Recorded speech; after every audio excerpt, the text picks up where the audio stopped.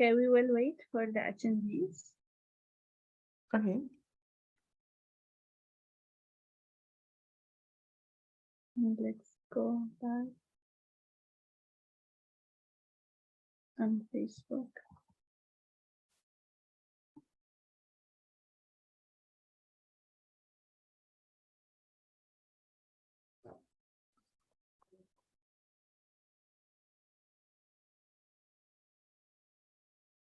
Hello and welcome everyone. Thank you for being with us today.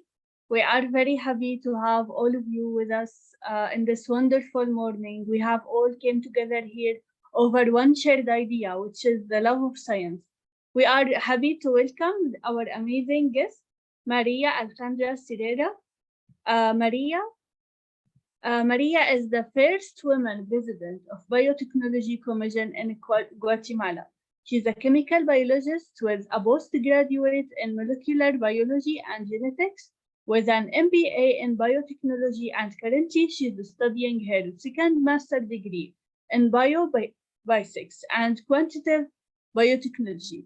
She have worked for the government as forensic, and she have worked in academia as a university professor, where she have taught people about leadership, emotional intelligence, and conflict management to scientists, because in her life she have learned that we need to learn about ourselves and others to become better scientists and find solutions that benefit all. Welcome, Maria. We are happy to have you here with us today.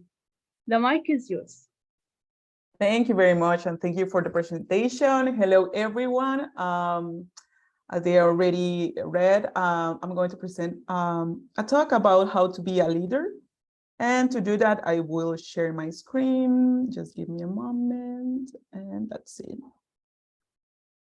Okay, so what I'm going to do today is going to talk a little bit about my path and give you some kind of tools or takeaways. What do you have to do if you want to become a leader in any field or in any research or company or industry that you want to grow. So the first thing that you have to have in mind is that everything starts with an idea of being a professional, an idea of being a speaker, an idea of organize an event or to put your entrepreneurship. Everything begins with one idea. So when we start to record where was the age of our first ideas or the oldest remember or memory that you have, that's me when I was like, I don't know, like maybe 3 years, and I was like there in my grandmother's house eating. So I think my ideas at that time will be like what kind of place or toys I want to use, or what do I like to eat or not, what I'm curious about. So I started to like learn about my environment. So that's the first time that you start having ideas. Then you start growing up, and you when you were a child, you were playing. So for the people that are here, like listen to me, can you put in the chat, what did you want it to be when you were growing up as a child? What did you want it to be? Because, for example, I wanted to work in a bank because I see that the people that works in a bank, they were very neat and they look like very fancy work. So when I was a child, I wanted to be a bank worker. Oh, Lana, they want to be a pilot. Nice, yes. What about the others? What do you thought that you wanted to be when you grow up? And while you answered that, I'm going to keep this presentation. So when we think, when we were children, what did we want to be? There is like things like to be a doctor or maybe an astronaut or a singer or yes, a scientist. So there is a lot of ideas that repeated when we were children. And those ideas are coming from, for example, the things that you watch on TV or the things that you read, or what are your parents' profession, or if not your parents, your friends, your neighbors. So the idea of what we want to accomplish depends a lot of what you are in your surroundings. And then when you started growing up, again, that's me when I was starting college, and we are very young when we have to decide what kind of career we want. So the things to be a pilot or to be an astronaut, it has to be more like down to earth. Not that you cannot accomplish that, but there is some abilities that you have been developed and the things that you start like knowing that you like or enjoy and the things that you want to work with. So at that age, I was the first woman to assist to university in my family to study a scientific career. My father just get to elementary school, and my mother was the first one studying at university, but she started social science.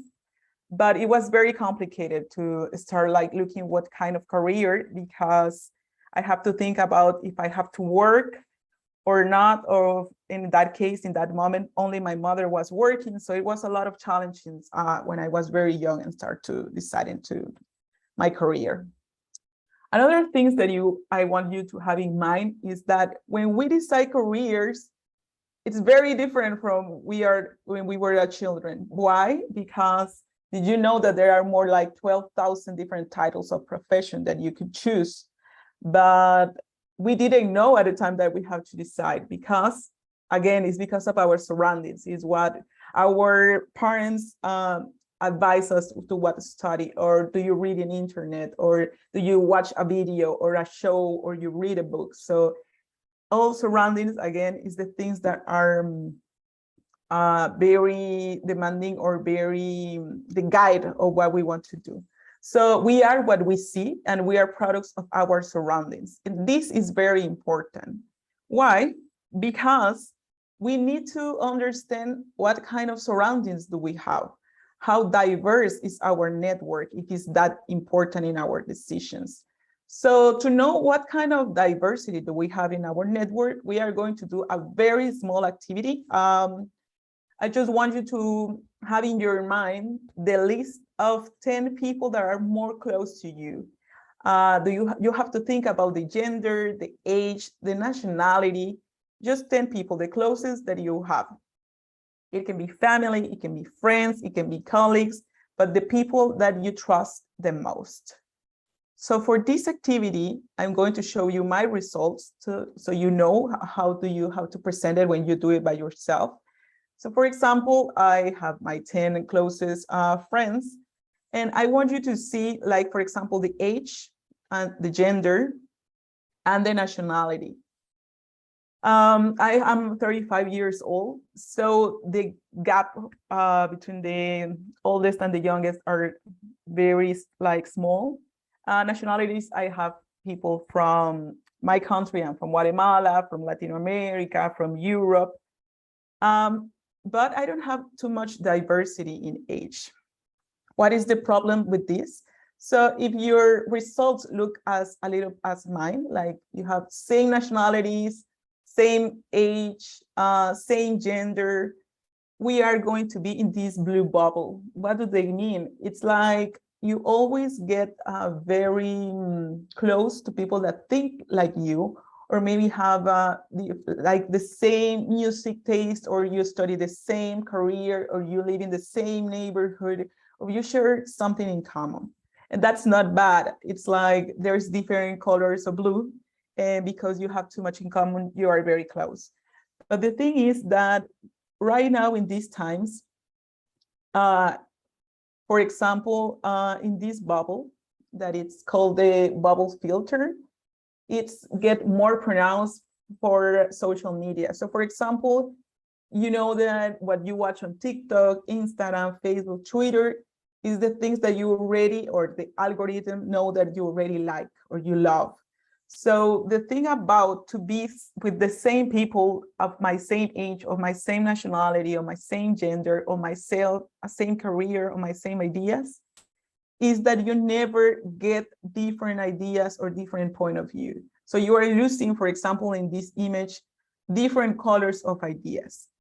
So what I want you to be at the end of this talk is like that you have to be very cautious, because if you only have people that are thinking, that you have people close to you that thinking exactly as you are in the comfort zone. And that's a very dangerous zone, because you should be like this. You keep your blue ideas, the people that you trust the most close, but you need to have diversity in your group too. And I hope that I can convince you on doing that with this talk. One of the most motivated talks that I have heard is about Eric Schmidt. He's the CEO, he was the CEO of Google. And he talks about our circle of friends, like the close friends, as the activity that I just told you. There are friends that are not that close, but are still our friends. There are acquaintances, and there is general public. What he says that it was the most success thing that he had done was to have close friends that are more intelligent than him. So he says, like, people that have average intelligence, I have discipline, I study, but what I defined my successful was the closest friends that I have. So when you get with people that are more intelligent than you, they are more prone to success. So we do not have to be afraid of being with people that are better than us. There are people that you should learn more, or people that are more with experience, or are young, or they are different careers. The thing is that the diversity and the people that you know that are already working in the things that are passion are more prone to success. So that's one thing that I want you to keep in mind.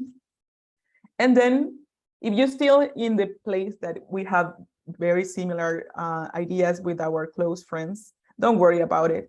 As I told you, it's like you are in the comfort zone, so you feel safe and you are feeling that you are in control. And to get away from that, we have to pass the fear zone. So the fear zone, like everyone, or for me, for my example, is like, normally you put a lot of excuses, like I'm not good enough, or I don't know what to talk to people that are different than me, or people that have more experience than me, or are younger than me, or I don't feel that I'm confident enough.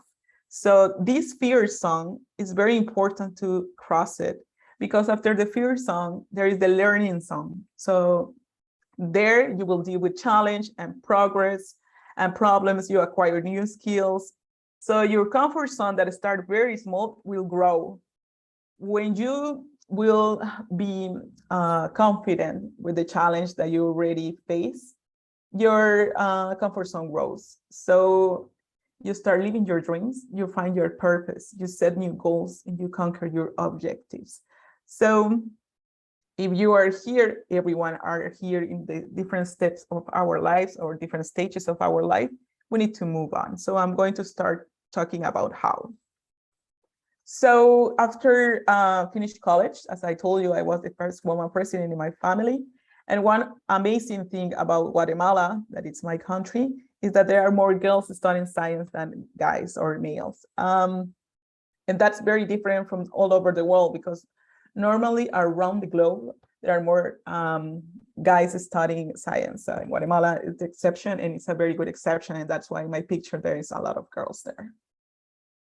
But when you finish university, you haven't, or you already have, you know that you start like very excited. Like, I have this new profession. I want to work on that because I really, I love, or I feel passionate about it. I learn a lot. I want to share what I know. But there is a reality that we cannot deny. For example, in my country, there is a lot of unemployment, a lot of corruption, inequality, or if you think about globally, there is global warming. So there is a lot of threats or things that can get you worried, and maybe like try to convince you that you shouldn't work for your country, for example. And that's why you have to be very clear about something, that there is a reality that you cannot deny, but there is something that you can do. Because beside of the things that are like surrounding us in our country, in our continent, in our world, there is another part that is very important, and it's our own fears. And it's very important that we can distinguish what are we afraid of as a person. All of the humans, we have like natural fears, for example, to death, to lose someone that we love. But there is some fears that get in between of our dreams, or get in the fear zone, and we don't get out of the comfort zone because of this. So in my case, I will share you mine, so I can give you an example of what did I do with them. So for example, when I get out of college, I was very afraid that I have zero experience. I was just studying. I did a little bit of volunteer job, and there is like, I don't know, like you do some practices, but you don't feel like you are already a professional. So, well, that was my feeling. Then I was afraid of public speaking. I was always like trembling, or I was not sure what to do, or for example, I didn't know what to say if there is people with PhDs or politicians in the room, and I'm like, what I'm going to share if I'm too young, or what if I'm not good enough? Maybe my family think that I'm good, my friends feel that I'm good, but maybe I think that it's biased. So there is a lot of conflict inside us. And again, it's because we are in the comfort zone and we don't get out. We don't want to get out because our fears. So the thing that I want you to think about is that your comfort zone is here, but where the magic happens is all over out of there. So that's why you have to get out, even though we have fears. So how do you do that? You have to face your fears. I know that it sounds like very obvious, but to do that, it's a very challenging thing. So what did I do with my fears? So for example, when I get out of college, I know that I was lack of experience. So I look for opportunities. So as the cat there, like moving. So it was like, what kind of internship or what kind of job do I want? And the first thing that I want you to know, it do not matter what age or what industry are you right now, is what kind of impact do you want to do? So for example, do you want to be do you want to impact the environment, or do you want to be in politics, or you want to be in science? So for example, in my case, I want to impact the community with science. So to do that, I look for that kind of opportunities. And I look for good mentors. There is one important thing that you need to know, and is that you cannot know all. So there is people that you already walk the way that you want, or the road that you want to be. So let's look for these good mentors or coaches in your career, or the field, or the company, or the industry that you want to develop. So in this picture, this is my first work in a hospital, and then I become a forensic because, as I told you, I wanted to impact the community in my country as a scientist. And one of the ways that I want to do, if you remember that one of my problems in my country was corruption, and I wanted to be use science to be part of the justice chain. So I was in the biology lab looking for fluids in evidence that was recollected in crime scenes. So in the yellow circle, there was my first mentor. That was my first boss, and she was amazing. She always motivated to be more. So I spent 5 years of my life. This is my first job as a forensic. But then I discovered that the corruption was more than the thing that I can do just by myself. So as always, I wanted to impact the community, but I wasn't doing it as a forensic. So I look again for new opportunities. That's why I discovered biotechnology.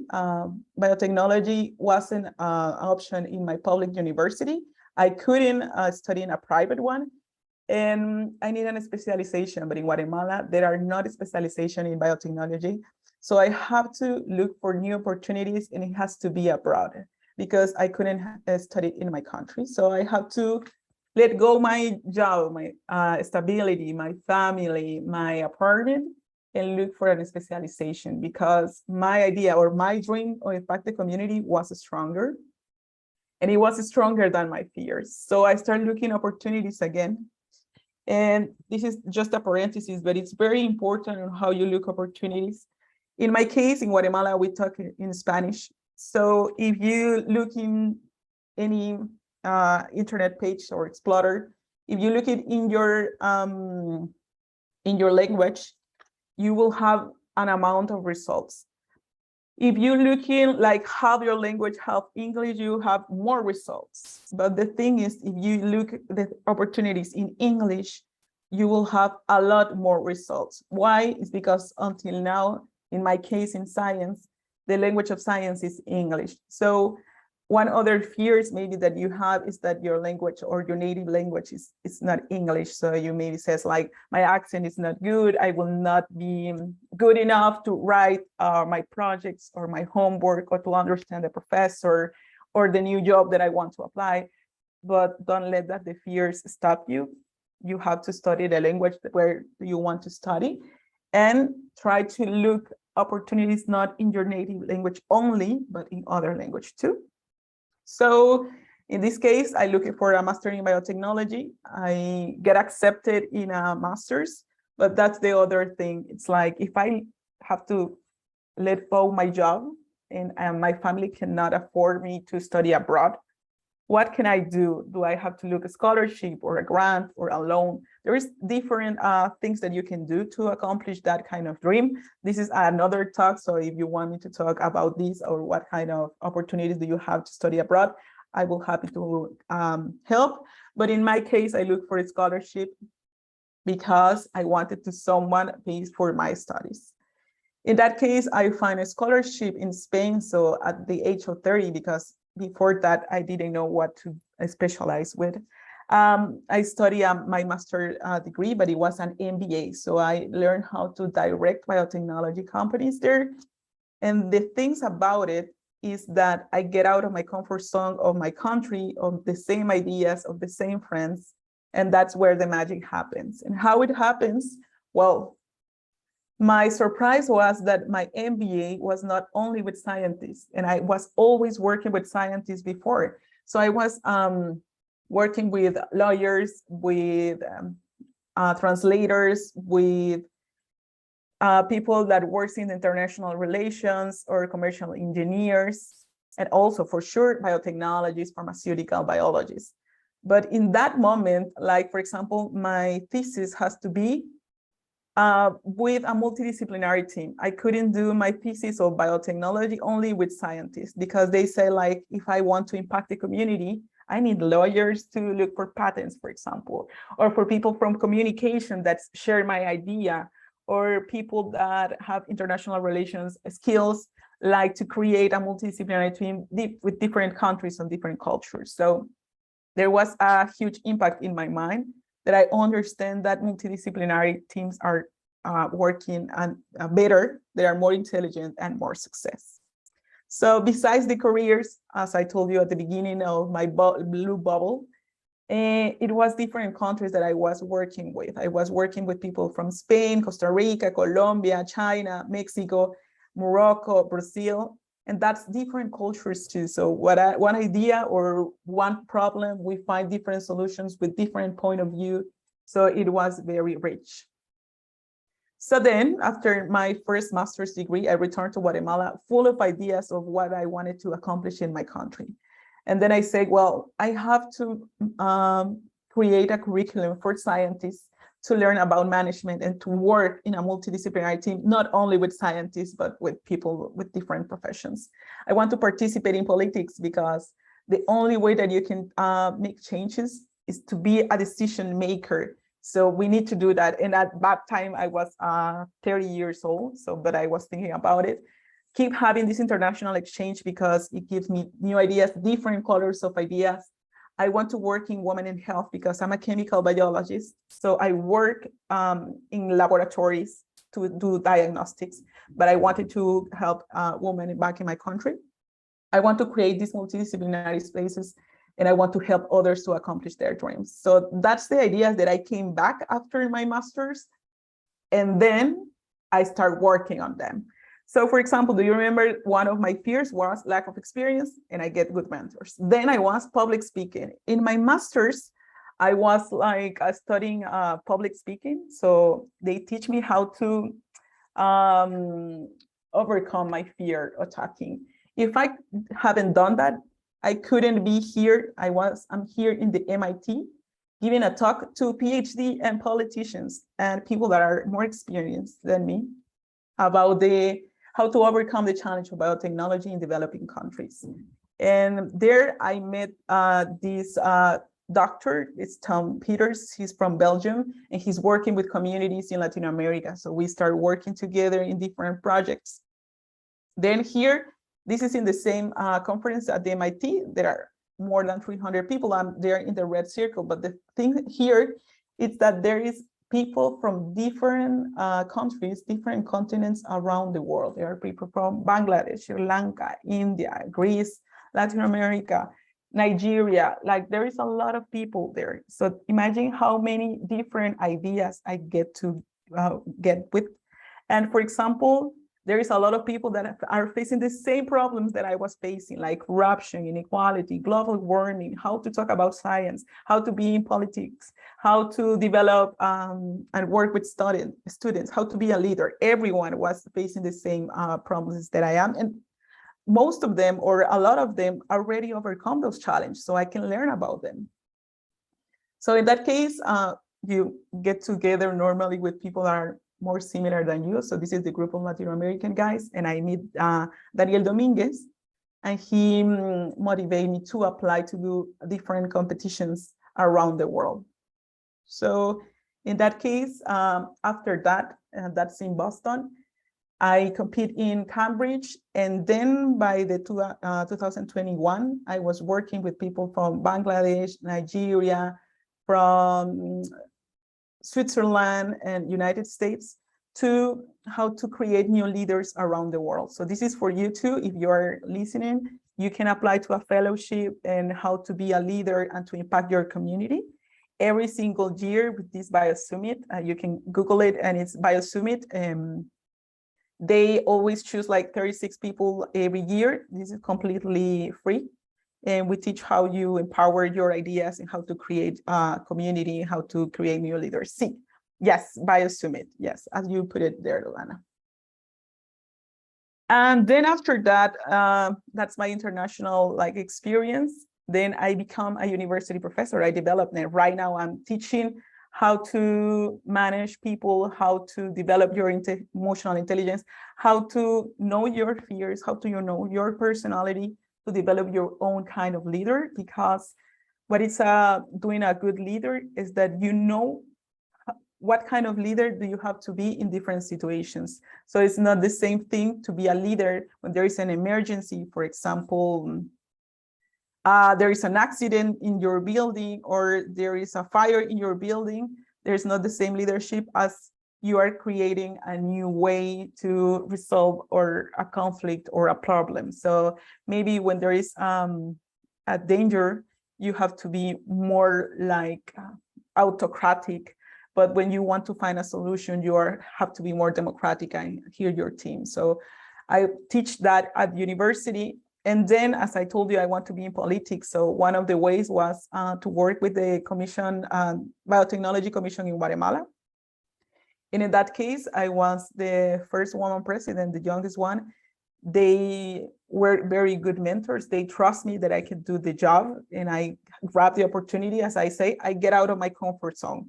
It's like there is opportunities that give it to you that you have to take, that you have to be ready to take them.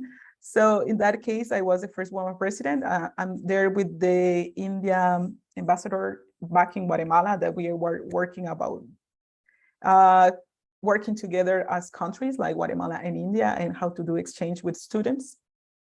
And as a president, I create the first international conference of biotechnology back in Guatemala. So I get the people that, do you remember that I was with in the BioSummit in Boston? There is Tom Peters again here. He was a speaker in my conference.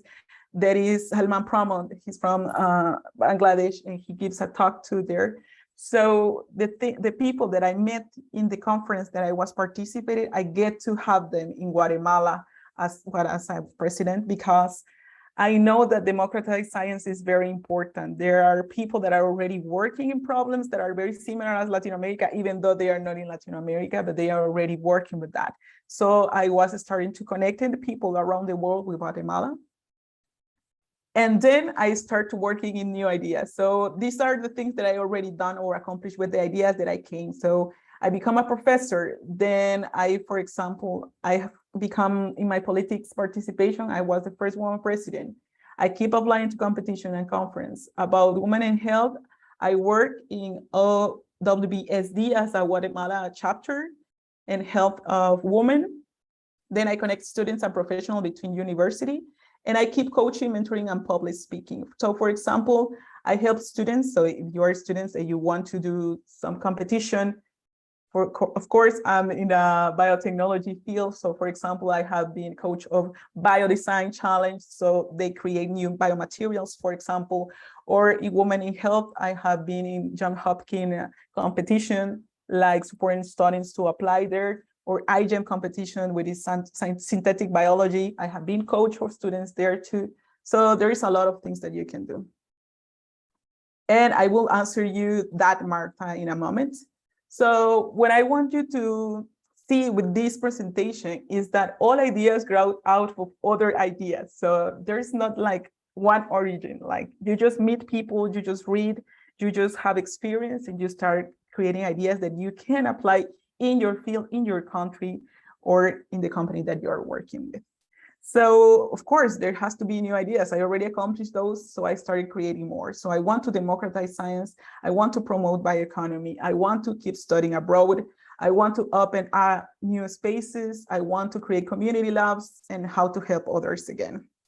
So in my case, democratize science, I keep doing this, like have a lot of conference, working on workshops. I managed to have funds to start a study in bioeconomy in Guatemala. So we're already working on that. Right now, I'm studying biophysics and quantitative biotechnology in Spain. This is my second master, but I want to return to Guatemala and open a new space like the first biophysics department. That's good news. I hope to accomplish that next year. And I'm being a consultant to how to develop community labs in Latin America. And I have keep coaching students. So as I told you, if you want to, or if you know someone that needs a coach or a mentor, this is totally free too. And you just talk to me and I can help. And if I don't know the field, for example, I'm good at biotechnology, but you want to apply in a different field, I can connect you with people that are working with that. So the thing is that success is like a snowball. The more you roll in the right direction, the greater it gets. So there is like not direct way to success, and there's not a magic recipe. Is that the only thing that you have to do is what you love and focus on your dream. So, but one thing is important is that this is my path. This is the one I chose and create, but you have to create your own. That the only thing that I'm putting here is the examples that I have overcome and how to get it.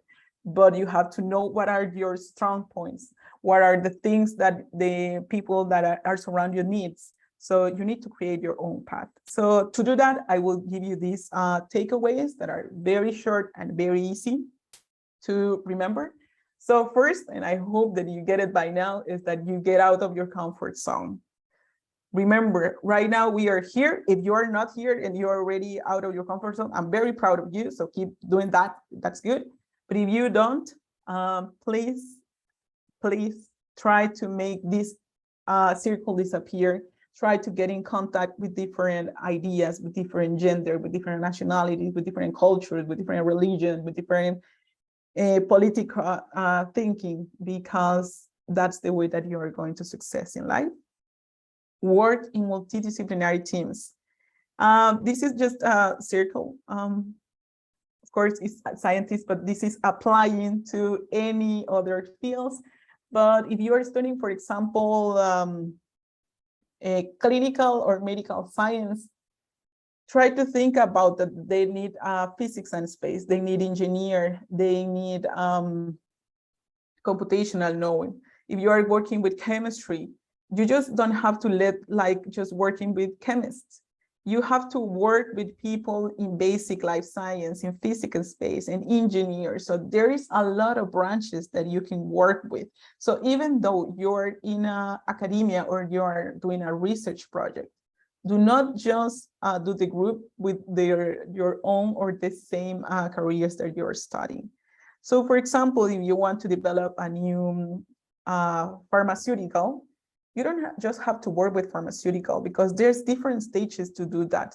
So multidisciplinary teams are smarter groups and get more funding. So it's not the same to have money to develop a new pharmaceutical just to pharmaceuticals, but pharmaceuticals, to lawyers, to chemical biologists, to biotechnologists, to physicists, to mathematics, to chemists. So it's very important to have a multidisciplinary team. The other thing is that you have to keep updated. Like in the case of science, everything is changing very fast. So you need to learn how to be or keep update. Don't stress that much either, but you have to participate in these conference or workshops. And you have to communicate your job. Please don't let that imposter syndrome stop you. Get out of your comfort zone. The things that you are doing, it's very important.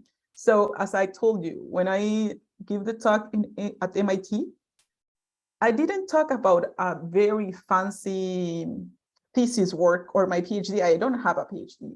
I just talk about the problems that I had in my country. So you talk about the things that you're doing. If you're organizing webinar, organizing workshop, working with students, working with your neighbors, just communicate your job. There are people that will be interested in you. Like, as I told you, please, please, please apply to competitions. I just give you different examples about biotechnology or science, like biodesign, IGEM, Welcome Sanger, innovation. But if you are already people with experience, be a coach for students, be a mentor. Even though you are in a private industry, even though you are not in academia, you can be a coach or a mentor. So there is different ways that you can help, that keeps you updated and helps others to accomplish their dreams. And if you are young and you are starting, please apply to these competitions. And as I told you, share your job, apply to be a speaker, as here, apply to be a diaspora speaker or the conference or the field that you love or want. Organize activities. Imagine that you don't have this kind of conference in your country. As I told you, as a president, I developed the first online conference international of biotechnology with 0 funds. I didn't have or manage any money, and I get more than, I think, 500 people that were in my conference. There are people for 24 different countries. And as I told you, with 0 funds, and I get to manage, I don't know how, well, I know how. I have a very good work team. And I just put the things that I have applied. So for example, in biotechnology, I have applied as Global Community Biosummit. So that's the thing that I told you, that it gives you fellowship. There will be the next conference for that is the end of January next year. So be ready to apply or follow them in social media. There is in BioBeta, they were talking about bioeconomy. I have been selected as one of the 100 leaders of biotechnology for Cambridge in Global Biotech Revolution. I'm one of the 100 leaders of biotechnology in Latin America. And right now I'm waiting for this competition, the Global Scholar for Social Leaders here in Europe. So I hope that I get the prize, but I have no answer yet. But that's the idea. As I told you, just compete, ask to be a speaker, be activated, and cultivate your network. It's good that you go to these conferences, but it's very important to cultivate it.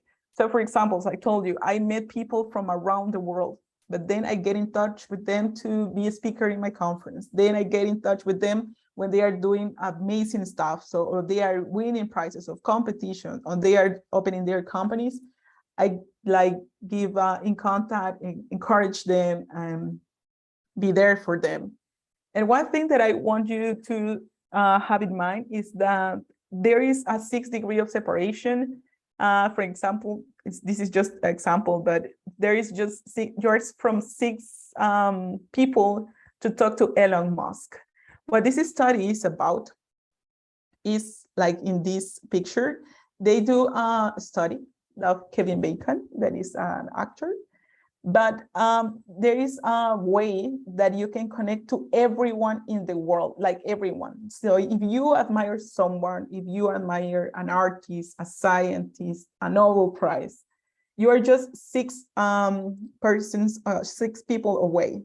So for example, that you want to talk to Kevin Bacon, and Kevin Bacon lives in the United States. So the first thing that you have to do is, okay, if he lives in the United States, who do I know that works in the United States? Then in which state is, so I will talk, these people will talk with someone in that state. These people will talk with someone in the business of actor companies, then with the manager, then the manager will talk to a friend, and the friend will talk with Kevin Bacon, for example. And the study was talking about maybe you think that people that are important to you or that you admire the most are so far away, but the reality is they are not. So Facebook closed the gap in that. So we are just 3.5 people to meet everyone in the world. So this has to motivate you to create a good network and to create impact in your community. And one of these examples is this is me, because I was chosen, as I told you, one leader of global biotechnology in Cambridge. I'm here talking to a Nobel Chemistry Prize, Sir Gregory Winter. We were talking about what is success and how to become a leader and how to win a Nobel Chemistry Prize as we are friends. So you have to just to look with people that you admire. If you are a scientist and there is a paper that you really love or you are basis your research or your thesis, write them. Most people are willing to help. Even though if they are very busy, they will give you to the next person that they can help you. So in the research papers, you always see that there is a mail there, write them, ask them the questions. Of course, you have to be prepared. You have to read already the article. So you have like a very specific question, but there is like, you get to know everyone in the world. So don't forget about your network. And then I think this is the last one, is that you have to be very clear idea of what do you want to impact. So if you remember at the beginning of this presentation, I was thinking about how to impact community with science. And that's too broad. I have to think about community in science to what or to whom? To children, to young adults, to the elderly. What do I want to impact? So one of these good examples is this Martin Luther King. He has a very specific dream about, and he wrote this that I love to read, that is, I have a dream that my 4 children will one day live in a nation where they will not be judged by the color of their skin, but by the content of their character. And he fight for that. So he fight for reduce the discrimination and the social gap that was in the 60s. He was a martyr, and he overcome his fears and get accomplished a lot of things. So I hope that that motivated you to think about your dream, find the group in society that want you impact, and start creating your own story, because you can make it. And the last thing is that, do you remember that one of my first slides was that everything begins with an idea? But the truth is that it's not the idea. It's never the idea. It's what you always do with it. So you start with idea, but if you don't get it to get real or to start working on them, it just disappears. So to create an impact, you have to get out of your comfort zone and start working with that. So I will finish my presentation with this quote about Michelle Gans, 2008, that leadership is accepting the responsibility to create conditions that enable others to achieve shared purpose in the face of uncertainty. So I hope that you're motivated to be starting a leader to create conditions to others to accomplish their dreams too. So if you have a competition, if you want to apply to a scholarship, if you want to change fields, or if you want to share your experience, this is my social media, Alejandra Sierra. This is me in LinkedIn. Just write me. And as I told you, if I don't know about the field that you want to grow, I can contact you with people that are working there. And I don't know if I answered the questions here in the chat, but I will look for the ones that I haven't answered. So thank you very much. Let me see. Oh, thank you, Lana. Yes, Biosummit, as I told you. Martha, there is no limit in age in the Biosummit. You can apply. There was a scientist that was, well, she wasn't a scientist because, well, she is a scientist. She was studying how to use the microscope for the FaceTime at the age of 66. And she was so excited about it that she wants to share it with kids in Greece. So she applied to this fellowship at that age, and she wasn't study a master's degree. She was just motivated to give microscope to kids in Greece, and that impact, and they accept her. So please, how easy is to switch courses, especially when you have done a PhD in that field? I want to adjust to agriculture and postdoc, but I did my, okay. Ethnie. Oh, it's so cool that you want to change fields. As I told you in my presentation, I was a forensic, then I started biotechnology, and now I'm working in biophysics. So it's very challenging to change industries. But the one thing is that you have to use it as your strength. So for example, it's like, yeah, I don't have experience in agriculture, but I already know about environmental microbiology, and you have to think how to use the knowledge that you have to this new field. And if you want to have experience, one of the things that you have to do is be a volunteer.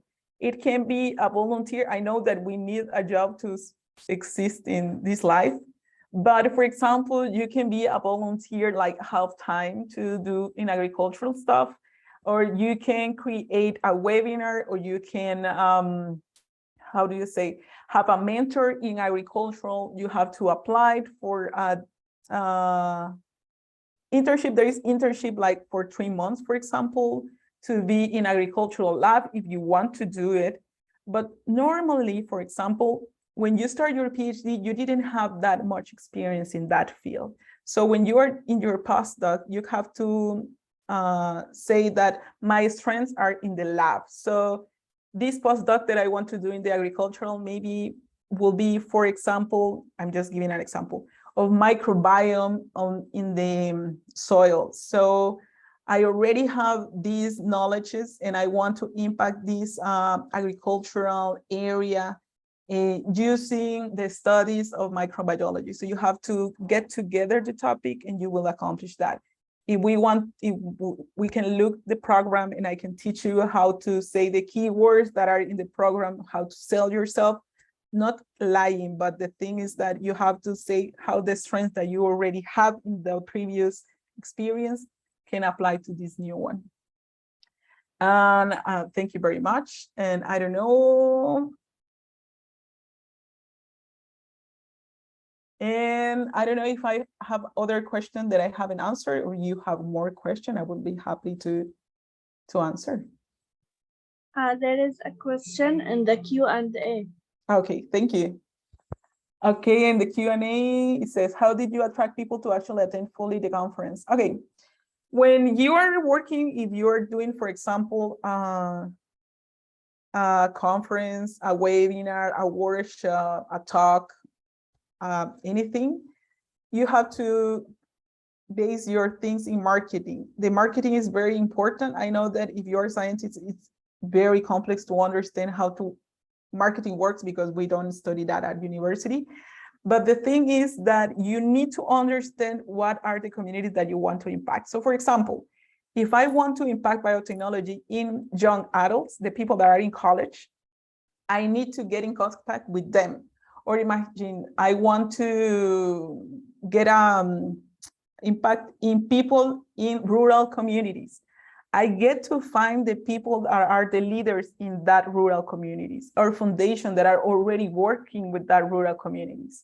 So there is people that are already working with the communities that you want to impact. So you want to talk to them, because if you do it just by yourself, or you just post it in your social media, all your friends are going to like it, and your family too, but they are not the people that you want to impact. So what do you have to think first is, first, what group I want to impact? Second is, what are the leaders of that group of impact? How do I contact them?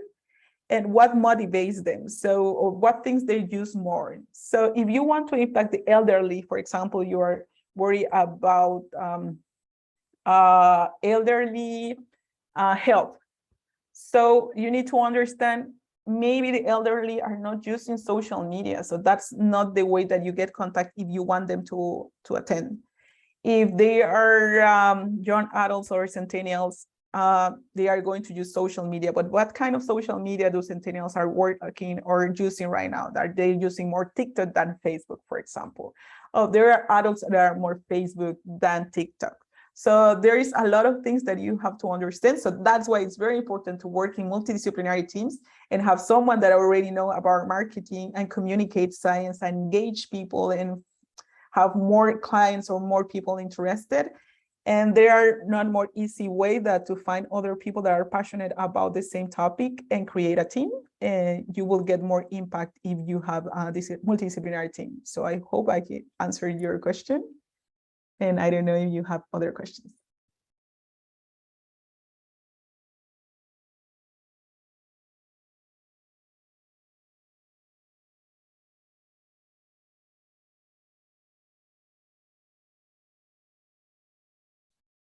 Okay, so thank you very much for your time then. I hope that you enjoy it.